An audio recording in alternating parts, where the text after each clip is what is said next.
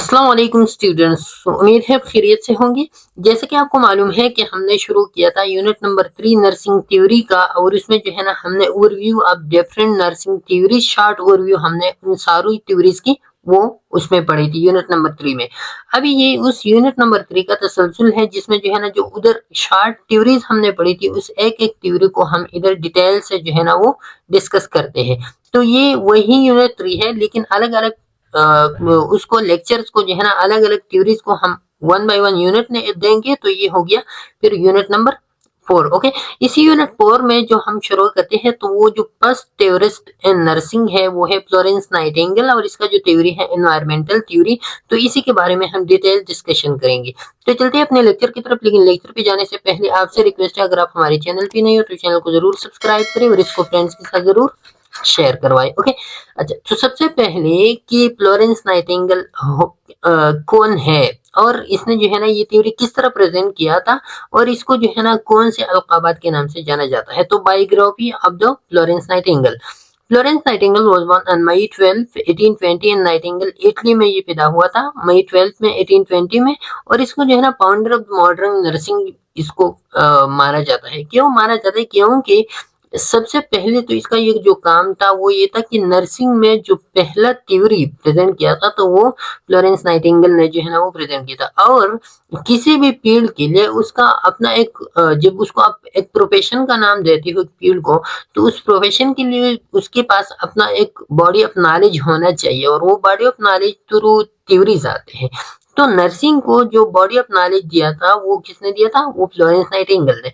दूसरा, इन्होंने जो है ना नर्सिंग की इमेज को बढ़ाने में बहुत हेल्पफुल किरदार अदा किया, क्योंकि इससे पहले नर्सिंग को जो है ना एक डर्टी प्रोफेशन, एक डर्टी वे पे जो है ना वो ट्रीट किया जाता था। लेकिन जब ये आ गया तो इन्होंने जो है ना बहुत सारी ऐसी इस्लाहात की कि नर्सिंग जो है ना ये अपलिफ्ट हो गया, और इसको जो है ना एक अलग प्रोफेशन का, रिस्पेक्टफुल प्रोफेशन का नाम वो दिया गया।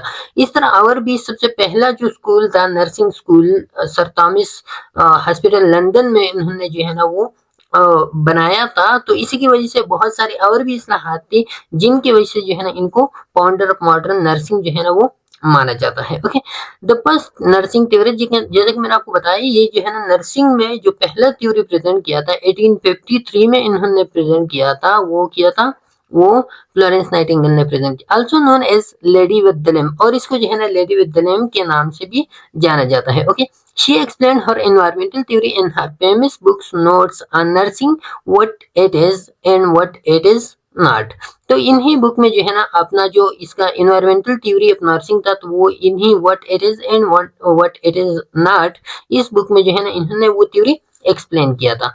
अच्छा, she was the first to propose nursing required specific education and training. अब ये जो मैंने आपको उधर फाउंडर ऑफ मॉडर्न नर्सिंग में थोड़ा सा एक्सप्लेन किया, तो ये फ्लोरेंस नाइटिंगेल वो पहली खातून थी, पहली थ्योरिस्ट थी जिन्होंने इस बात पे जोर दिया कि नर्सिंग एक अलग प्रोफेशन है, और इसके लिए जो है ना एक अलग स्पेसिफिक एजुकेशन और स्पेसिफिक ट्रेनिंग की जरूरत है। जो बाकी मेडिकल फील्ड्स है तो बाकी मेडिकल फील्ड से जो है ना नर्सिंग अलग है, उसकी जो टेक्निक्स है बाकी मेडिकल फील्ड्स की, तो उस टेक्निक्स पे जो है ना हम नर्सिंग को नहीं चला सकते। इसके लिए एक स्पेसिफिक एजुकेशन और एक स्पेसिफिक ट्रेनिंग और स्किल्स की जरूरत होती है। Okay, her contribution during the Crimean war is well known. और जो क्रेमेन वॉर था 1853 से 1856 तक, जो रशिया और ब्रिटेन अलायंस के दरमियान हुआ था, तो इसी में जो इनकी कंट्रीब्यूशन थी वो बहुत ज्यादा थी। क्यों? क्योंकि उधर जो सोल्जर होते थे और जो सोल्जर इंजर्ड होते थे, वाउंडेड होते थे, तो उनको केयर प्रोवाइड करता था ये फ्लोरेंस नाइटिंगेल। साथ में जो है ना उनकी जो एनवायरनमेंट था उस एनवायरनमेंट को उनके लिए सपोर्टिव बनाया। तो ये भी हम पढ़ेंगे कि फिर एनवायरमेंटल थ्योरी की बैकग्राउंड में। तो क्रेमिन वॉर में इसकी कंट्रीब्यूशन बहुत ज्यादा थी। She was a statistician using bar and pie chart highlighting की पॉइंट्स। और ये स्टेटिस्टिशियन भी था, मतलब एक स्टेटिस्टिक्स भी जाना इसके साथ जो है ना उसका नॉलेज था। और ये बार और पाई चार्ट जो है ना वो यूज करता था की पॉइंट्स को हाईलाइट करने के लिए। बार की पाई चार्ट ये सब कुछ जो है ना हमने बायोस्टैटिस्टिक्स में डिटेल से पढ़ी है। अच्छा, international nurses day May 12 is observed in respect to her contribution to nursing. और उसकी जो कंट्रीब्यूशन टू नर्सिंग थी तो इसी की बिना पे जो मई 12 इसका डेट ऑफ बर्थ है तो वो is in international nurses day आजकल से सेलिब्रेट किया जाता है। ओके, और ये फिर जो है ना डाइड हो गई थी 13 अगस्त 1910 में जो है ना इसकी वफात हो गई थी। अच्छा, फिर हम आते हैं, इसका जो मेजर कंट्रीब्यूशन है वो है the first nursing theory that she present in the nursing field, और वो था एनवायरमेंटल थ्योरी था। अब एनवायरमेंटल थ्योरी में Florence Nightingale environmental theory define nursing as, तो इन्होंने जो है ना फ्लोरेंस नाइटिंगेल एनवायरमेंटल थ्योरी में नर्सिंग को डिफाइन किया गया है with the respect to environment, और वो कैसा है, the act of utilizing the environment of the patient to assist him in his recovery, कि आप पेशेंट की एनवायरनमेंट को उसके लिए ऐसे यूटिलाइज करो जो उसकी रिकवरी में जो है ना वो क्या हो जाए, वो हेल्पफुल साबित हो जाए। अब एनवायरमेंटल थ्योरी इन्होंने कब प्रेजेंट किया, तो जब क्रेमियन वार हुआ, क्रेमियन वार में जो उधर सोल्जर्स वाउंडेड हुई थी, तो उस वाउंडेड सोल्जर को जब ये ट्रीटमेंट प्रोवाइड कर रहे थे, तो उसमें क्या होता था कि जो सोल्जर, इन्होंने ये ऑब्जर्व किया कि जो प्रिवेंटेबल उधर इन्फेक्शंस थे, तो उस इन्फेक्शन से ज्यादा सोल्जर मरती थी as compare to the wounded individual, मतलब ये कि वाउंडेड इंडिविजुअल उस वाउंड की वजह से जो है ना इतनी नहीं मरती थी जितना वो उन प्रिवेंटेबल इन्फेक्शन से, और वो प्रिवेंटेबल इन्फेक्शन किस चीज से, कहा से, एनवायरमेंट से आती थी, क्योंकि उधर जो हॉस्पिटल में ये काम कर रही थी, तो उस हॉस्पिटल में एनवायरमेंटल कंडीशन खराब थी, उधर हाइजीन का कोई ख्याल नहीं रखता था, उधर जो है ना सैनिटेशन वगैरह की कोई ख्याल नहीं था। तो जब इन्होंने वो सैनिटेशन, वो हाइजीन, वो सब कुछ जो है ना वो एनवायरमेंट इनके लिए क्लीन प्रोवाइड किया, तो उस क्लीन एनवायरमेंट की वजह से जो है ना उन वाउंडेड इंडिविजुअल, वाउंडेड सोल्जर का जो वाउंड था वो जल्दी से रिकवर हो गया, और इसमें मोर्टेलिटी रेट जो है ना वो कम हो गया। तो जब ये वाली आगे ये वाली चीजें इनके सामने जो है ना ये ऑब्जर्वेशन आ गई, तो फिर इन्होंने प्रेजेंट किया एनवायरमेंटल थ्योरी। ओके, और इन्होंने ये बताया कि जब आप पेशेंट के एनवायरनमेंट को उसके लिए जो है ना अच्छा बना दो, क्लीन एनवायरनमेंट उसके लिए प्रोवाइड करो, तो पेशेंट की रिकवरी जो है ना वो जल्दी हो सकते हैं। It involves the nurses' initiative to configure nursing settings appropriate for the gradual restoration of the patient health। और इसने इन्होंने क्या किया कि आप जो है ना जब अप्रोप्रिएटली आप एनवायरनमेंट को सेट करते हो एक पेशेंट के लिए, तो पेशेंट का रिस्टोरेशन जो है ना वो उस रिस्टोरेशन में दोबारा हेल्थीनेस की तरफ रिस्टोरेशन में जो है ना ये एनवायरनमेंट उसके लिए सपोर्टिव जो है ना वो प्रोवाइड हो सकता है। And that external factors associated with the patient surroundings affect life और biological and physiological process।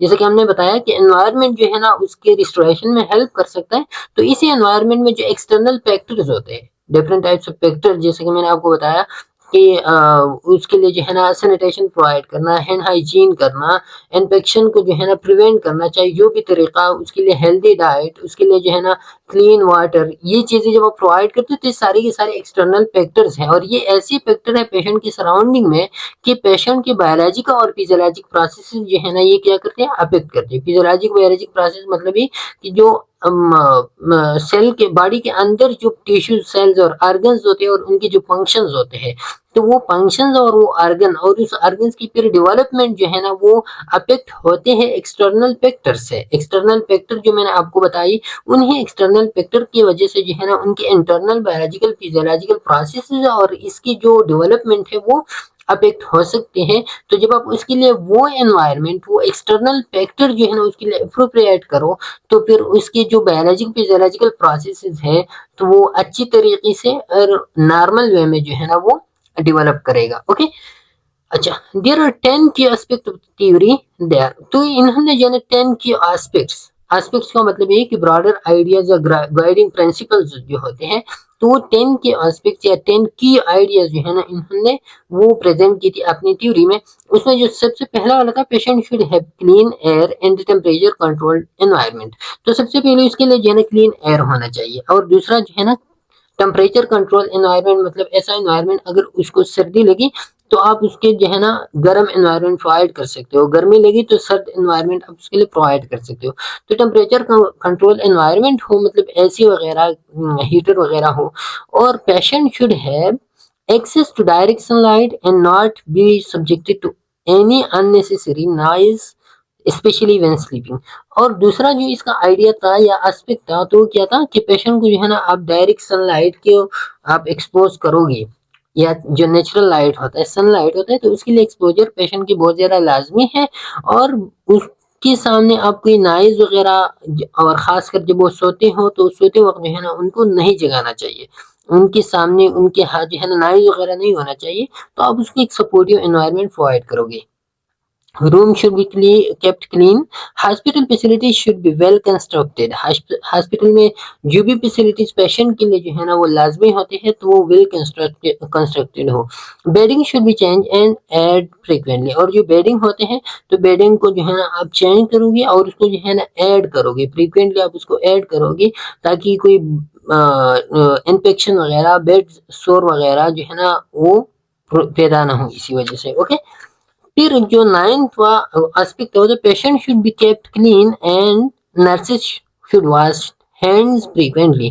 Patient जो है ना वो उनको क्लीन रखना चाहिए, और जो नर्सेज होते हैं तो वो हैंड हाइजीन के तौर पे जो है ना वो हैंड वॉशिंग वो फ्रीक्वेंटली करेंगे ताकि एक पेशेंट का इन्फेक्शन दूसरे पेशेंट की तरफ वो न चला जाए। Okay, patient should B offered a variety of scenery such as new books और flowers to prevent boredom। और boredom को prevent करने के लिए जो है ना पेशेंट को आप क्या प्रोवाइड करेंगे, different types of scenery scene जो है ना उनको प्रोवाइड करेंगे, जैसा कि टीवी है या बुक्स है या फ्लावर्स है जो भी है, तो आप उनको बोर्डम से बचाने के लिए आप ये चीजें उनको प्रोवाइड करेंगे। और बोर्डम से मतलब है कि कोई बोर्ड होता है तो ऑलरेडी उसकी जो है ना जो हेल्थ है और भी खराब होता है, उसका फोकस जो है ना वो चला जाता है अपनी इन्फेक्शन अपने वाउंड पे या अपनी डिजीज पे, और इसी की वजह से जो है ना वो स्ट्रेस वगैरह में चलता है। और ये सारे जो एनवायरमेंटल फैक्टर्स है this leads to destruction to his health. Okay, तो इसी वजह से जो है ना ये अडॉप्ट करना फ्लोरेंस नाइटिंगेल ने बताया था कि ये एनवायरनमेंट जो है ना आप उसके लिए अप्रोप्रिएट करोगे, और ये जो स्टेप्स है ये एनवायरनमेंट को अप्रोप्रिएट बनाने के लिए है। Nurses should be positive but not offer false hope to patient और make light of their illnesses. तो नर्स जो है ना वो हमेशा ऑप्टिमिस्टिक रहेंगी और ऑप्टिमिस्टिक विद द पेशेंट, लेकिन इतना भी वो नहीं करेंगे कि वो पेशेंट को फॉल्स होप दे दे। मतलब ये कि एक पेशेंट है और वो इन स्टेज पे है, वो जो है ना उसका बचना मुश्किल है, और आप उनको बता दो कि हम जो है ना 2-3 घंटों में इनको ट्रीट करेंगे और ये ठीक हो जाएगा। तो नहीं, ये बात जो है ना ये क्या है, गलत है। आप पेशेंट को पाल्स होप नहीं देंगे, आप पेशेंट को उसके डिजीज के प्रोसेस से जो है ना इन्फॉर्म करेंगे, आप उसको नॉलेज देंगे कि आप अभी कौन सी स्टेज में है, क्या क्या चल रहा है आपके पास, ताकि वो हर किस्म की सिचुएशन के लिए जो है ना मेंटली प्रिपेयर्ड हो। और make light of their illnesses, और उसका जो इलनेस होता है ना तो वो उनको अप्लाइड नहीं लोगे कि ये इलनेस ये तो इतना बीमारी नहीं हो, ठीक हो जाएगा सब कुछ, नहीं। जो है पॉजिटिव वे में जो है ना आप उसको पहुंचाओगे, उससे जो है ना इन्फॉर्म करोगे। Offer a variety of small meals instead of large ones, patient को जो है ना आप स्मॉल मील्स देंगे। And do not do patient care while patient is eating as it is distracting, और आप जो है ना उस कंडीशन में आप पेशेंट केयर नहीं करोगे जब पेशेंट जो है ना खाना खा रहा हो। मतलब ये कि जब वो खाना खा रहा हो और वो एक तरफ तो मरीज है, बीमार है, खाने को जो है ना उसका दिल नहीं कर रहा, लेकिन अभी जो है ना वो मुश्किल उन्होंने खाना लिया है और आप जो है ना उधर जाके वो लगाते हो, मेडिकेशन लगाते हो या कोई और नर्सिंग केयर जो है ना वो प्रोवाइड करते हो, तो वो जो बमुश्किल उन्होंने 2-3 नवाली उठानी थी उससे भी आपने जो है ना उनको मना किया, डिस्ट्रैक्ट किया। तो ऐसा आप नहीं करोगे। जब वो खाने से फारिग हो जाए तो फिर आप नर्सिंग केयर वो प्रोवाइड करेंगे। Okay, consider not only the individual patient but the context of where he is और शी लिव्स। ओके, तो ये होलिस्टिक की तरफ जो है ना एक इशारा है उसका, कि आप जो है ना सिर्फ इंडिविजुअल पेशेंट को आप ये नहीं कंसिडर करोगे कि ये बंदा जो है ना इधर है और इसका मैं इलाज कर रहा हूँ, नहीं। आप उसको कंसिडर करोगे एज अ होल, उसकी जो सोसाइटल इंटरेक्शन है, ये जिस जगह पे रहता है तो उधर एनवायरनमेंट कैसा है, किस तरह लोग जो है ना उधर रहते हैं, उधर सैनिटेशन फैसिलिटीज कैसी है। तो आपने उसको तो पेशेंट को आपने इधर ट्रीट किया, लेकिन वो उधर चला गया, उसकी कंडीशन एनवायरमेंटल कंडीशन उधर खराब थी, तो दोबारा जो है ना वो उस मरज में मुब्तला हो गया। फॉर एग्जाम्पल एक पेशेंट है वो डायरिया के साथ आया है, तो डायरिया को तो आपने इधर ट्रीट किया, लेकिन आपने उनको बताना है कि उधर आपने अनहेल्दी फूड नहीं लेना है, सैनिटेशन का ख्याल रखना है, क्लीन वाटर जो है ना वो आपने पीनी है। तो उस एस्पेक्ट को भी आप जो है ना वो मद्देनजर रखेंगे। ओके, ये यही के स्टेप्स है जो हमने उधर पढ़ी कि ये एस्पेक्ट जो है ना आपने कंसिडर करने हैं। अच्छा, फिर फ्लोरेंस नाइटिंगेल कंपोनेंट्स कौन कौन सी थी, तो इनकी थ्योरी की 5 कंपोनेंट्स थी। कंपोनेंट बेसिकली होती क्या है कि एस्पेक्ट जो है ना एक ब्रॉडर टर्म है, ब्रॉडर आइडियाज जो थ्योरी में होते हैं। कंपोनेंट जो कंक्रीट पार्ट्स होते हैं, थ्योरी की, मतलब जो प्रैक्टिकेबल पार्ट्स होते हैं, तो वो प्रैक्टिकेबल पार्ट जो है ना वो इनकी 5 कंपोनेंट्स थी फ्लोरेंस नाइटिंगेल थ्योरी की। और वो 5 एसेंशियल कंपोनेंट जो है ना वो क्लियर एयर था, कि आप जो है ना पेशेंट को वेंटिलेशन प्रोवाइड करेंगे और क्राउड को जो है ना आप अवॉइड करेंगे। प्योर वाटर था, प्योर वाटर मतलब clean drinking water and sanitation जो है ना आप उनको प्रोवाइड करेंगे। एफिशिएंट ड्रेनेज, पेशेंट को जो है ना जो वेस्ट है और जो स्टेगनेंट वाटर है तो उसको आप एलिमिनेट करने की कोशिश करेंगे। क्लीनलीनेस आप प्रमोट करेंगे पेशेंट की एनवायरनमेंट में, और उसके लिए जो है ना क्लीन सर्फेसेस लाइनिन वगैरह जो है ना ये क्लीन रखने होते हैं। लाइट, आप जो है ना पेशेंट को नेचुरल लाइट को इसके एक्सेस जो है ना होनी चाहिए, उसको एक्सपोज करेंगे नेचुरल लाइट तक। तो ये पाइप जो है ना ये कंक्रीट आइडियाज है या pipe essential components of the Florence Nightingale theory है। अच्छा, assumption of Florence Nightingale theory in her Florence Nightingale in her environmental theory, तो कौन कौन सी assumptions इन्होंने जो है ना वो आवर assumptions थी, या जिसको हम सजेशंस कहते हैं, जो विदाउट प्रूफ जो बात आप सही समझते हो तो उसको हम assumption कहते हैं सिंपली। तो वो assumption फ्लोरेंस नाइटिंगेल की सबसे पहले वो ये था कि nursing is separate from medicine. Nursing जो है ना ये मेडिसिन से अलग चीज है, एक अलग डिसिप्लिन है। लेकिन ये बात जो है ना बाद में गलत है, क्योंकि इन्होंने ये भी एक वो किया था कि नर्सिंग का डिजीज प्रोसेस के साथ नर्सिंग का कोई काम नहीं है। डिजीज प्रोसेस जो है ना वो मेडिकल जो फिजिशियंस होते हैं उनका काम होता है, मेडिसिन जो है ना वो फिजिशियन का। लेकिन जब आपने जो है ना डिजीज प्रोसेस नहीं समझा हो, आपको जो है ना मेडिकेशन के बारे में पता नहीं चला हो, तो आपको उसके साइड इफेक्ट्स, उसके पेशेंट के हेल्थ पे जो इफेक्ट्स होते हैं उसका आपको कैसे पता चलेगा। आप जो है ना किस तरह नर्सिंग केयर प्रोवाइड करेंगे, उस नर्सिंग केयर के लिए आपने जो है ना डिजीज प्रोसेस को समझना होता है, आपने मेडिकेशन को समझना होता है। और जो स्पेसिफिकली नर्सिंग में फिर आजकल जो नर्स प्रैक्टिशनर आया है, तो वो भी जो है ना क्या करते हैं, मेडिकेशन को वो एडवाइस कर सकते हैं ऑन अ स्मॉलर लेवल। तो वो जो है ना ये सारी की चीजें नर्सिंग में जो है ना मेडिकेशन आपने जानना है। नर्सिंग के में डिजीज प्रोसेस जो है ना इम्पॉर्टेंट चीज होता है, और इसके बगैर जो है ना आप नर्सिंग केयर, लेकिन उस वक्त जो है ना ये इनिशियल्स थी, तो उसमें जो है ना इसका जो एजम्पशंस थी उसमें ये था कि मेडिसिन के साथ नर्सिंग का कोई काम नहीं है। Okay, nurses should B train. तो दूसरा बात ये था कि नर्सेज जो है ना ये ट्रेन होनी चाहिए। मतलब ये कि ऐसा नहीं कि कोई भी जो है ना वो आ जाए और पेशेंट को केयर प्रोवाइड करे, नहीं। जिसको आप नर्स नर्स का लेवल देते हो तो उसके साथ स्पेसिफिक स्किल्स होनी चाहिए, उसके साथ जो है स्पेसिफिक नॉलेज होना चाहिए और ट्रेन होना चाहिए। The environment is important to the health of the patient, और एनवायरनमेंट जो है ना वो पेशेंट के हेल्थ के लिए क्या है, वो इम्पॉर्टेंट है, जैसा कि हमने ऊपर डिस्कस किया। The disease process is not important to nursing, और ये भी जो है ना इसका एक एजम्पशन जो गलत था कि डिजीज प्रोसेस जो है ना नर्सिंग के लिए इम्पोर्टेंट नहीं है, लेकिन असल में ये बहुत ज्यादा इम्पोर्टेंट होता है। Nursing should support the environment to assist the patient in healing, और नर्स क्या करेगा, ये एनवायरनमेंट को एप्रोप्रिएट बनाएगा। किस चीज के लिए, पेशेंट के लिए, ताकि पेशेंट का जो हीलिंग प्रोसेस है वो जल्दी हो जाए, क्विक हो जाए और अच्छी तरीके से हो जाए। Okay, nursing is both an empirical art and science. अब नर्सिंग जो है ना ये एक एम्पेरिकल आर्ट भी है और साइंस भी है, और ये बात उन्होंने की थी।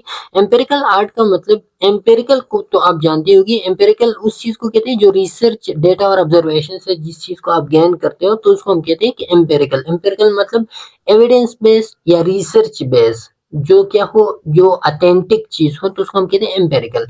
अब एम्पेरिकल आर्ट किस चीज को कहते हैं, आर्ट एंड स्किल्स को कहते हैं। जो नर्सिंग में स्किल्स होते हैं, स्किल्स क्या होते हैं, एम्पैथी होता है नर्सिंग में जो है ना, बेनिफिशंस होता है, नॉन मालपेशंस होते हैं।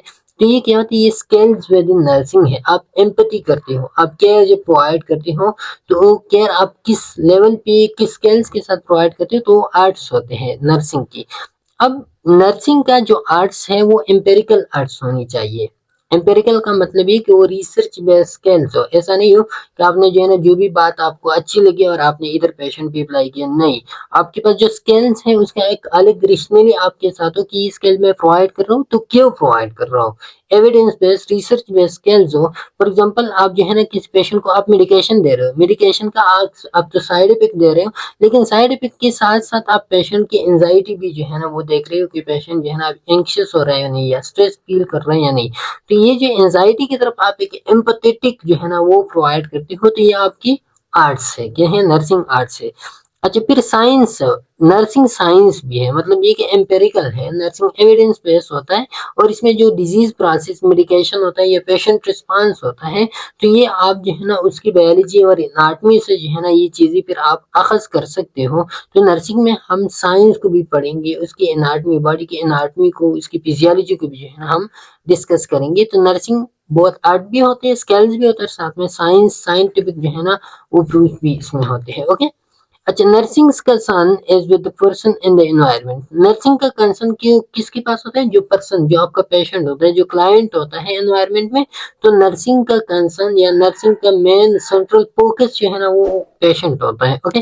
The person is interacting with the environment, और जो क्लाइंट होता है, पेशेंट होता है, तो वो एनवायरनमेंट के साथ इंटरेक्ट करता है। The nurse should be observe and compression, और नर्स जो है ना ये हमेशा क्या होगा? ऑब्जर्वेंट होगा, कंप्रेंशियल होगा। Observant in the case of कि पेशेंट की कंडीशन, पेशेंट के रिस्पांसेस को देखेंगे, और इस रिस्पांसेस के बेस पे जो है ना वो पेशेंट को केयर प्रोवाइड करेगा।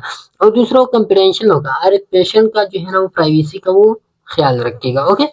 अच्छा, major concept of Florence Nightingale theory या मेटा पैराडाइम। तो अब जो मेजर कंसेप्ट है या मेटा पैराडाइम, जो हमने यूनिट 1 में डिटेल से डिस्कस किया था कि मेटा पैराडाइम क्या होता है, जो major concept of the theory होते हैं, तो वो meta paradigms Florence Nightingale theory में कौन कौन से हैं? ओके। तो उसमें जो पहला मेटा पैराडाइम या मेजर कंसेप्ट है वो क्या है? नर्सिंग है। फ्लोरेंस नाइटिंगेल ने बताया था कि nursing is different from medicine, जो हमने पढ़ा, and the goal of nursing is to replace the patient in the best possible condition for the nature to act. एक तो उन्होंने ये बात की थी कि नर्सिंग अलग पेड़ है मेडिसिन से, जो गलत बात थी। और दूसरा इन्होंने जो सही बात वो की थी कि नर्सिंग पेशेंट को जो है ना, जो एनवायरमेंटल थ्योरी जिसको हम कहते हैं, वो ये है कि आप पेशेंट को जो है ना नेचर को आप एक्ट करने दोगे पेशेंट पे। और आप जो है ना, जैसे कि क्लीन वाटर एक नेचुरल फिनोमेना है, जैसे कि पेवर ड्रिंकिंग वाटर है, सैनिटेशन है, वेंटिलेशन एयर है, या और आप जितनी भी जो है ना वो करते हो, तो ये नेचर, न्यूट्रिशनल डाइट है, हैंड हाइजीन है, तो ये इन्फेक्शन प्रिवेंशन एनवायरनमेंट में होते हैं। तो ये सारी नेचर है। सनलाइट को जो है ना आप उसको एक्सपोज करते हो, तो ये नेचर को आप पेशेंट जो है ना वो एक्सपोज करेगी, ताकि नेचर उस पर एक्ट करे और उसको ट्रीटमेंट या रिकवरी जो है ना वो इजी हो जाए। Okay.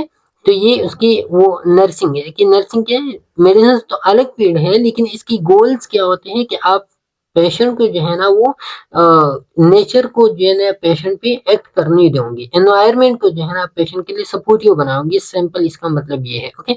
Nursing is the activities that promote health which occur in any care giving situation. और नर्सिंग कौन सी एक्टिविटीज होते हैं? वो एक्टिविटीज जो हेल्थ को प्रमोट कर रहा हो, जो हेल्थ को जो है ना बेटरनेस की तरफ लेके जा रहे हो, और वो जो है ना अगर इन एनी केयर गिविंग सिचुएशन, और ये कोई भी केयर गिविंग सिचुएशन है, तो उसमें नर्सिंग का काम ये होता है कि वो क्या करे? Promote health. They can be done by one anyone. और ये नर्सिंग का जो है, ये हर कोई नर्सिंग कर सकता है, हर कोई जो है ना नर्सिंग स्किल जो है ना वो अटेन कर सकते हैं, और थ्रू नर्सिंग स्किल जो है ना वो फिर प्रोवाइड कर सकता है ट्रीटमेंट। इसका मतलब ये नहीं है कि कोई भी एरा गैरा आ जाए और वो पेशेंट को ट्रीट करे, नहीं। इसका मतलब ये है कि nursing can be done by anyone, या nursing practices can be done by anyone but the train one, कि वो क्या हो, उन्होंने वो स्पेसिफिक स्किल्स अटेन की हो, नर्सिंग स्किल्स उनके पास हो, नर्सिंग नॉलेज उनके पास हो, तो वो कोई भी हो वो आ सकता है, जिनके पास रिक्वायर्ड स्किल्स हो वो जो है ना नर्सिंग परफॉर्म कर सकता है। लेकिन अभी जो है ना ये वाली जो लोग होते हैं, मतलब कि जो वॉलंटियर लोग होते हैं अक्सर, तो वो नर्सिंग केयर प्रोवाइड कर सकते हैं क्योंकि उनके पास स्पेसिफिक स्किल्स होते हैं, लेकिन वो एक स्पेशलाइज नर्स की तरह जो है ना वो नहीं कर सकता, क्योंकि स्पेशलाइज नर्स उसके साथ वो स्पेसिफिक डिसिप्लिन होता है, specific knowledge as a whole जो है ना उन्होंने अटेन की हुई होती है। ओके। अच्छा, फिर इसके बाद जो है ना दूसरा जो पैराडाइम है, मेटा पैराडाइम है, या दूसरा जो कोर कंसेप्ट है वो क्या है? पर्सन। जो क्लाइंट होता है, जो हमने बताया कि नर्सिंग का जो मेन फोकस होता है, कंसर्न होता है, वो पर्सन होता है, क्लाइंट क्या होता है या पेशेंट होता है। People are multi dimensional. लोग क्या होते हैं? Multi dimensional. मल्टी डायमेंशनल का मतलब है कि पर्सन जो है ना ये आपको नर्सिंग में पेशेंट को अब बायोलॉजिकली भी देखूंगी, उसकी एनाटमी को भी अब देखूंगी, उसकी फिजियोलॉजी को भी अब देखूंगी, साथ में उसकी साइकोलॉजी को भी अब देखूंगी कि उसका माइंड किस तरफ चल रहा है, उसकी जो है ना दिमाग में क्या चल रहा है, और सोसाइटी को भी आप देखोगे, उसकी सोशल एस्पेक्ट को भी आप देखोगे और स्पिरिचुअल एस्पेक्ट को भी आप देखोगे। तो ये क्या है, पर्सन जो है ना ये मल्टी डायमेंशनल है और होलिस्टिकली जो है ना आप क्या करोगे, होलिस्टिकली आप पेशेंट को वो देखेंगे। होलिस्टिकली का मतलब ये होता है कि आप उसकी सारी डायमेंशंस को जो है ना वो कवर अप करने की कोशिश करेंगे। Health health is not only to be well but to be able to use well every power we have. तो 3 नंबर जो डायमेंशन है वो हेल्थ है। हेल्थ क्या होता है, हेल्थ सिर्फ ये नहीं होता कि आप अच्छे हो, आप ठीक हो, आप सेहतमंद हो, नहीं। हेल्थ ये होता है कि आपके पास जो पावर है, जो ताकत आपको अल्लाह ने दी है, जो स्किल्स, जो चीजें आप में है, जो सलाहियत आप में है, उन सलाहियतों को, उन सारी सलाहियतों को आप अच्छी तरीके से हर एक सलाहियत को परफॉर्म कर सकते हो या नहीं। अगर आप उसको जो है ना up to the optimum, up to the maximum level आप उसको परफॉर्म कर सकते हो, देन यू विल हेल्दी। अगर आप उसमें जो है ना कोई भी कुताही करते हो, किसी भी पॉइंट पे जो है ना आप उसको परफॉर्म करने से जो है ना वो नहीं कर सकती, तो then you will be unhealthy. Okay, disease is considered as a disease और the absence of comfort. Disease को हम क्या कहते हैं, डिसीज मतलब ये कि विदाउट ईज या जिसमें जो है ना कंफर्टेबल नहीं हो, एब्सेंस ऑफ कंफर्ट हो, तो वो डिजीज होता है जो हेल्थ की अपोजिट है। ओके, अच्छा फिर इसके बाद है जो फोर्थ थर्ड नंबर जो पैराडाइम है वो क्या है, वो एनवायरनमेंट इन्होंने बताया था। Environment, poor typical environment lead to poor health and disease. जो पुअर या डिपिकल एनवायरनमेंट होता है तो वो क्या करते हैं, वो पुअर हेल्थ और डिजीज की तरफ जो है ना वो प्रमोट करते हैं। क्योंकि जो हमने पहले पढ़ा कि जब आप पेशेंट को supportive environment, clean environment provide करते हो तो वो हेल्थ को प्रमोट करता है। लेकिन जब आप डिफिकल्ट या पुअर एनवायरनमेंट प्रोवाइड करते हो, जो इन्फेक्शन ओरिजिनेटिंग एनवायरनमेंट होता है जिसकी वजह से इन्फेक्शन फैलते हैं, तो वो फिर क्या करते हैं, उसकी वजह से जो है ना वो फिर होता है एनवायरनमेंट जो है ना उसकी वजह से डिजीज फिर फैलते हैं और हेल्थ जो है ना वो प्रमोट नहीं होते। Okay, environment could be altered to improve condition so that the natural laws would allow healing to occur. और एनवायरनमेंट क्या है, ये कंडीशन को इम्प्रूव करने में जो है ये हेल्पफुल साबित होता है, और so that the natural laws would allow healing to occur. और ये एनवायरनमेंट के थ्रू जब आप एनवायरनमेंट को प्रमोट करते हो, इम्प्रूव करते हो, तो एनवायरनमेंट क्या करते हैं, जो नेचुरल लॉज होते हैं, जो नेचर जो मैंने आपको बताया, उस नेचर को जो है ना वो एक्ट करते हैं पेशेंट पे, और उस नेचर के थ्रू जो है ना फिर पेशेंट जो है उसका हीलिंग अच्छी तरह। नेचर का मतलब सिंपली ये होता है कि जो एनवायरनमेंट होता है, एनवायरनमेंट में जो नेचुरल सनलाइट है, क्लीन वाटर है, न्यूट्रिशनल डाइट्स है, तो ये चीजें जो है ना ये हीलिंग में जो है ना ये हेल्पफुल साबित हो सकते हैं। ओके, अच्छा फिर इसके बाद जो है ना nightingales theory and nursing practice. Nightingale theory का नर्सिंग प्रैक्टिस के साथ जो है ना ये प्रैक्टिस में हम ला सकते हैं या नहीं ला सकते। ओके, तो application of Nightingale theory and nursing practice. Nursing practice में जो है ना इसका कोई रूल है या नहीं है, या सिर्फ ये एक थ्योरी है, ये एक नॉलेज है, या नर्सिंग प्रैक्टिस में एप्लीकेबल है। तो नर्सिंग प्रैक्टिस में किस तरह हम एप्लीकेबल करेंगे इसको, patients are to be put in the best condition for the nature to act on them. It is the responsibility of the nurses to reduce noise, to relieve patient anxiety and to help them sleep.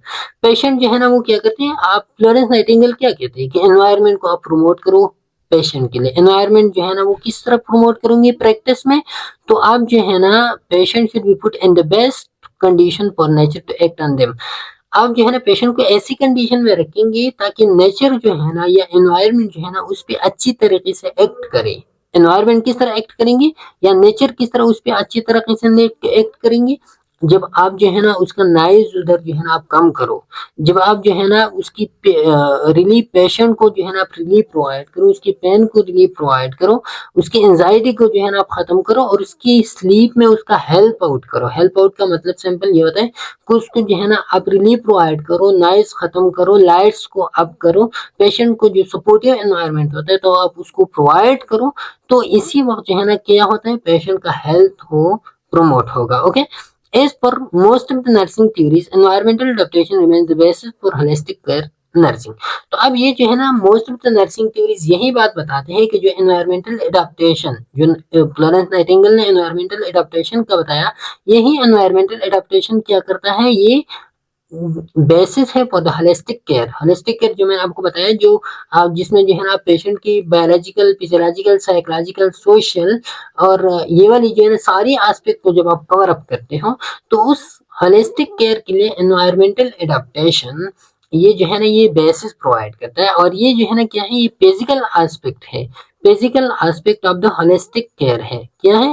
Physical aspect of the holistic care nursing है। इसमें Florence Nightingale ने जो है ना बाकी aspect पे इतनी तवज्जो नहीं थी, लेकिन ये जो फिजिकल एस्पेक्ट है एनवायरमेंटल एडेप्टेशन उस पर तवज्जो दी। और ये एनवायरमेंटल एडेप्टेशन बहुत सारी थ्योरीज ये कहते हैं कि ये होलिस्टिक केयर का बेसिस है। ओके, अच्छा, application of the Nightingale theory and nursing process. Nursing process में आप नाइटिंगेल थ्योरी को किस तरह जो है ना वो अप्लाई करेंगे? तो सबसे पहले एनवायरमेंटल नाइटिंगेल थ्योरी में जो पहला पेज है या नर्सिंग प्रोसेस में असेसमेंट है। अब इस असेसमेंट जो है ना आप अकॉर्डिंग टू नाइटिंगेल थ्योरी आप किस तरह करेंगे? The following information should be adequate. जब आप असेसमेंट करोगे तो ये वाली इंफॉर्मेशन आपके पास जो है ना ये लाजमी थ्रू असेसमेंट आनी चाहिए। सबसे पहले एडिकेटिव वेंटिलेशन है या नहीं है, एनवायरमेंट वेंटिलेटेड है या नहीं है। दूसरा जो है ना एनवायरमेंट क्लीन है या नहीं है, ये आप असेसमेंट में जो है ना चेक करेंगे। प्रेजेंस ऑफ ड्राफ्ट, रिस्क का, पॉलिंग प्रेस का तो कोई वो नहीं है, मतलब ये कि रिस्क पाल्स पाल्स प्रेस है या नहीं है। Okay, risk of falls, sorry, risk of falls है या नहीं है, मतलब ये कि पेशेंट को कहीं गिरने के तो कोई खतरा वगैरह तो नहीं है, तो ये आप असेस करेंगे। सडन नाइजेस के जो है ना वो आप असेस करेंगे कि पेशेंट के एनवायरनमेंट में नाइज है या नहीं है। Amount of sunlight in artificial light कितना है, सनलाइट कितना है, ये आप असेस करेंगे पेशेंट के एनवायरनमेंट में। और साथ में जो है ना वैरायटी ऑफ डाइटरी ऑफरिंग्स, उसको जो है ना कौन कौन सी फूड अपर होते हैं, कौन कौन सी न्यूट्रिशियस डाइट वो लेते हैं या नहीं लेते। Odour present in throughout the ward, ward में जो कोई स्मेल वगैरह तो नहीं है। And method of disposal of human waste and sputum, जो ह्यूमन वेस्ट होता है या जो स्पूटम होता है ह्यूमन स्पूटम, तो उसके डिस्पोजल का जो मेथड है वो किस तरह है, क्या वो हाइजेनिक मेथड है या नहीं है। Okay, opportunity to communicate with others, और दूसरे लोगों के साथ कम्युनिकेशन किस तरह है, पेशेंट कम्युनिकेट कर सकता है या नहीं, एनवायरनमेंट उसके लिए किस तरह के एनवायरनमेंट है। इनसफिशिएंट वार्मथ, आप जो है ना एनवायरमेंटल कंट्रोल कंडीशन को देखेंगे कि एनवायरमेंटल कंट्रोल कंडीशन है या नहीं, मतलब कि जो वार्मथ हो तो उसके लिए सर्द एनवायरनमेंट है या नहीं, जब सर्दी हो तो उसके लिए वार्म एनवायरनमेंट है या नहीं है। Company from family and other patient, patient को जो है ना कंपनी प्रोवाइड होती है, उसकी फैमिली से कंपनी प्रोवाइड होती है या नहीं, या और पेशेंट का और इनके दरमियान इंटरेक्शन है या नहीं है। And insufficient knowledge regarding disease, और ऐसा तो नहीं कि पेशेंट के पास जो है ना अपनी डिजीज के बारे में नॉलेज नहीं हो, क्योंकि पेशेंट का एक मेजर एस्पेक्ट ये होता है कि आप पेशेंट को जो है ना इन्फॉर्म कर दो उसकी हेल्थ के बारे में। जब आप उसको अच्छी तरीके से इन्फॉर्म करोगे तो पेशेंट जो है ना उसी के मुताबिक फिर अपने आप को अडॉप्ट करेगा, उन चीज़ों का ख्याल रखेगा। जब पेशेंट के पास नॉलेज हो कि मुझे ये डिजीज़ है और मुझे जो है ना इस डिजीज़ के साथ इस तरह की कोप करना है, वो कोपिंग किस तरह आएगा जब आप उसको सफिशिएंट नॉलेज प्रोवाइड करो। तो पेशेंट को सफिशिएंट नॉलेज प्रोवाइड होती है यानी ये आपके असेसमेंट क्राइटेरिया होगा। असेसमेंट यही चीज़ें आप मैयर करेंगे। ओके, असेसमेंट फिर इम्प्लीमेंटेशन होता है, असेसमेंट के बाद फिर डायग्नोसिस वगैरह, लेकिन मेजर जो वो होते हैं जब आप ये चीजें जो है ना आप असेस करोगे, डायग्नोसिस बनाओगे और उसके बाद जो है ना इम्प्लीमेंटेशन जब आप करोगे according to Florence Nightingale theory, तो वो क्या है, provide adequate ventilation by opening doors and windows. सबसे पहले जो है ना आपने एनवायरनमेंट को जब आप सपोर्टिव बनाते हो तो उसके लिए जो है ना आपने एडिक्वेट वेंटिलेशन। दूसरा जो है ना keeping the surrounding environment clean, clean आप किस तरह एनवायरनमेंट को बताएंगे, जो लाइनिंग होता है, बेड्स होते हैं, यूटेंसिल होते हैं, तो उसको आपने क्लीन रखने हैं। तीसरा जो इम्प्लीमेंटेशन है वो क्या है, या इंटरवेंशन जिसको हम कहते हैं, keep the patient in warm and comfortable room, avoid unnecessary noise. Comfortable और वार्म रूम में जो है ना पेशेंट को रखेंगे, अगर सर्दी हो तो, अगर गर्मी हो तो फिर सर्द उसमें जो है ना आप रखने की कोशिश करेंगे। और दूसरा जो है ना वो है अननेसेसरी नॉइज से जो है ना आप उसको बचाएंगे। Increase stimulus through a greater exposure to sunlight and fresh air, stimulus जो है ना वो आप इंक्रीज करेंगे। स्टिमुलस किस तरह इंक्रीज करें, मतलब ये कि पेशेंट को जो है ना आप स्टिमुलस प्रोवाइड करेंगे। पेशेंट को स्टिमुलस जो है ना वो जब फ्रेश एयर वो लेते हो, जब वो सनलाइट को एक्सपोज हो तो वो जो है ना फिर क्या होता है, एक्टिव होता है। ओके, इसके बाद जो है ना फिर कौन सी implementation, provide nutritious diet and encourage the for liquid diet frequently. आप न्यूट्रिशन डाइट प्रोवाइड करेंगे, लेकिन उसमें आप ये ज्यादा कोशिश करेंगे कि आप उसको लिक्विड डाइट जो है ना वो प्रोवाइड करें, क्योंकि लिक्विड डाइट जो है ना इजीली वो डाइजेस्ट हो सकता है, और क्योंकि वो पेशेंट है तो उसके लिए ऐसी डाइट होना चाहिए जो लिक्विड हो, इजीली डाइजेस्टेबल हो। proper disposal of sputum, human excreta, and other ways to remove odors, proper dress up, maintain room temperature and wear warm clothes. Dress up जो है ना अच्छा हो, रूम टेम्परेचर अच्छा हो और वो जो है ना उनको वार्म क्लॉथ्स प्रोवाइड हो अगर सर्दी हो तो. Okay. Isolate the patient from the children from the other patient but keep in touch and interaction with limited visitors. और ये जो है ना आप क्या करोगे, पेशेंट को आप आइसोलेट करोगे चिल्ड्रन से या और पेशेंट से, लेकिन आप जो है ना आप उसको इंटरेक्शन प्रोवाइड करेंगे, इन टच आप रखेंगे विजिटर के साथ, क्योंकि जो वो आते हैं उनके यहाँ विजिटर आते हैं तो उनके साथ भी आप एक लिमिटेड विजिटर जो है ना उनको प्रोवाइड करेंगे, क्योंकि ये क्या होता है, ये पेशेंट को जो है ना बुरी तरह अफेक्ट भी करता है जब उनके पास मल्टीपल विजिटर्स आते हैं, मल्टीपल लोग आते हैं और उनके साथ बात करते हैं, तो इसके हेल्थ के लिए तो आप इस सब का मतलब ये है कि आप उसको एक ऐसा एनवायरनमेंट प्रोवाइड करेंगे जो पेशेंट को अच्छा लगे, उसमें जो है ना वो अच्छा फील कर रहा हो. Okay. Keep and stimulating environment such as listening to radio, reading magazines and newspaper. तो आप क्या करेंगे, उसके लिए एक स्टिमुलेटेड एनवायरनमेंट, एक एक्टिव एनवायरनमेंट आप उसके लिए रखेंगे. एक्टिव एनवायरनमेंट कैसे होगा कि उसके साथ रेडियो अगर उसको पसंद हो रेडियो हो, मैगजीन पसंद हो मैगजीन हो उसके यहाँ, या न्यूज़पेपर वगैरह टीवी वगैरह उनको पसंद हो वो प्रेजेंट हो. प्रोवाइड सफिशिएंट एडवाइस, आप उसको जो है ना sufficient advice, sufficient knowledge, information about the disease, its prognosis, course of treatment to the patient and family members. आप उस पेशेंट को भी और साथ में उसके फैमिली मेंबर्स को भी, दोनों को भी जो है ना आप डिजीज की प्रोसेस के बारे में बताओगे कि डिजीज जो है ना ये क्या डिजीज है, ये जो है ना इसकी प्रोग्नोसिस है या नहीं है, और इसकी ट्रीटमेंट अवेलेबल है या नहीं, या अभी जो प्रोसीजर हम कर रहे हैं ये कौन सा प्रोसीजर है, ये कौन सा ट्रीटमेंट अभी चल रहा है, तो इन सब के बारे में आपने उनको इन्फॉर्म करना है. ओके. अच्छा, फिर एप्लीकेशन में असेसमेंट सिनेरियो, अभी हम एक सिनेरियो जो है ना वो लेते हैं, ये जो जितनी स्टेप्स हमने पढ़ी तो इन स्टेप्स के बारे में जो है ना क्वेश्चन आएंगे, एमसीक्यूज आएंगे कि ये जो इम्प्लीमेंटेशन है आपको बताएगा कि इस तरह की पेशेंट है, ये वाली जो है ना उनकी करेक्टरिस्टिक्स है, अब कौन सी इम्प्लीमेंटेशन हमने करनी है और ये इम्प्लीमेंटेशन हमने कौन सी थ्योरी के अंडर जो है ना वो करनी होते हैं. तो इस तरह के एमसीक्यूज डिफरेंट टाइप्स असेसमेंट वगैरह पे, इम्प्लीमेंटेशन पे, इन चीजों पे जो है ना फिर आ सकते हैं.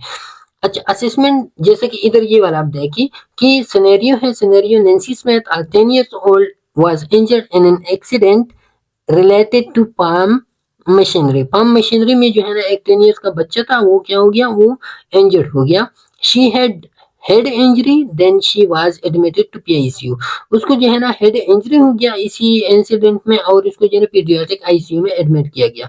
Because of the paediatric ICU environment she had interrupted sleep and she become increasingly confused. जो उधर एनवायरनमेंट था तो सपोर्टिव एनवायरनमेंट नहीं था आईसीयू का, तो इसी की वजह से जो है ना उसका स्लीप इंटरप्ट हो गया और उसको जो है ना वो कंफ्यूज स्टेट में चला गया. हर लेग हैज बिकम इन्फेक्टेड, और उसका लेग जो है ना वो इन्फेक्टेड हो गया. तो ये क्या है, ये आपकी असेसमेंट है जिसमें जो है ना आपने उसकी सारी कंडीशन को बताया. अब नर्सिंग डायग्नोसिस आप क्या करोगे कि पेशेंट जब आईसीयू में आ गया तो उसका स्लीप जो है ना वो इंटरप्टेड हो गया. क्यों? नाइज की वजह से. तो impair sleep pattern related to environmental light and noise and separation from family. और दूसरा जो है ना बच्चा था फैमिली से जब सेपरेट हो गया तो उनको जो है ना क्या हो गया, कंफ्यूज स्टेट में वो चला गया. अच्छा, फिर जो है ना प्लानिंग इंप्लीमेंटेशन आप इस पेशेंट की क्या करेंगे, nursing action focus on changing the environment to support more normal sleep patterns. अब जो है ना नॉइज को खत्म करेंगे, लाइट को अप करेंगे और साथ में जो है ना एनवायरमेंटल जो है ना एनवायरनमेंट को सपोर्टिव बनाएंगे. That is being awaken during the day and sleeping at night. और उसका स्लीप जब आप प्रमोट करोगे तो स्लीप का मतलब ये है कि दिन के वक्त जो है ना वो जागा रहता हो और रात के वक्त जो है ना वो सोता रहता हो. तो ये एक साइकिल है जिसको जो है ना नॉर्मल साइकिल जब वो मेंटेन कर सकता हो तो फिर हम कहते हैं कि पेशेंट जो है ना वो अच्छाई की तरफ जो है ना वो चल रहा है. ओके. और उसको जो है ना जो एनवायरमेंटल थ्योरी उसके बेस पे उसको इंटरवेंशन प्रोवाइड की जा रही है. इवैल्यूएशन, इन चीजों का फिर आप इवैल्यूएट करेंगे कि जो इंटरवेंशन आपने की, इम्प्लीमेंटेशन की, वो किस तरफ अब जा रही है. It is based on observation on the effect of changing environment on the health of person. जो चेंजिंग एनवायरनमेंट आपने किया तो उस चेंजिंग एनवायरनमेंट का पेशेंट के हेल्थ पे कुछ असर आ गया या नहीं, उनका हेल्थ प्रमोट हो गया या नहीं. ओके. अच्छा, अब एनवायरमेंटल थ्योरी पे या फ्लोरेंस नाइटिंगेल पे एम्फेसिस क्रिटिसिज्म तनकीद किस चीज की हो गई. सबसे पहला तनकीद तो उस पे ये था कि इन्होंने ये बात बताई थी नर्सिंग जो है ना ये under the supervision of the doctor होगा, बगैर डॉक्टर की आप जो है ना नर्सिंग कुछ भी नहीं कर, नर्सिस कुछ भी नहीं कर सकते. तो ये फ्लोरेंस नाइटिंगेल ने बताया था, ये बात उसकी गलत थी. बाद में जो है ना नर्सिंग ये प्रूव हो गया एक इंडिपेंडेंट प्रैक्टिस। क्या हो गया? इंडिपेंडेंट प्रैक्टिस हो गया कि फिजिशियन का अपना एक काम होता है और नर्सिस का अपना एक केयर होता है, अपना एक केयर एनवायरनमेंट होता है और वो केयर जो है ना वो प्रोवाइड करेगा। तो ये she focus more on physical factor than on the psychological needs of the patient. और जो मैंने आपको बताया कि एनवायरमेंटल थ्योरी बेसिकली होलिस्टिक करके फिजिकल एस्पेक्ट था, तो ये जो है ना फिजिकल फैक्टर पे ज्यादा फोकस कर रहा था कि उसको जो है ना आप न्यूट्रिशनल फूड प्रोवाइड करो, क्लीन एनवायरनमेंट प्रोवाइड करो, उसके लिए जो है ना ड्रिंकिंग वाटर जो है ना अच्छी हो। लेकिन वो जो पेशेंट का साइकोलॉजिकल एनवायरनमेंट था, मतलब ये कि उसका स्ट्रेस, एंजाइटी, सोशल एनवायरनमेंट, तो उसके बारे में जो है ना ये जो मेनली साइकोलॉजिकल एनवायरनमेंट था तो उसके बारे में ये बात नहीं कर रही थी। तो ये दो इसकी थ्योरी पे जो है ना एक क्रिटिसिज्म थी। तो ये था फ्लोरेंस नाइटिंगेल का थ्योरी। उम्मीद है आपको जो है ना समझ आ गया होगा। इंशाल्लाह फिर नेक्स्ट लेक्चर पे मुलाकात होगी, तब तक के लिए इजाजत दीजिए। अल्लाह हाफिज।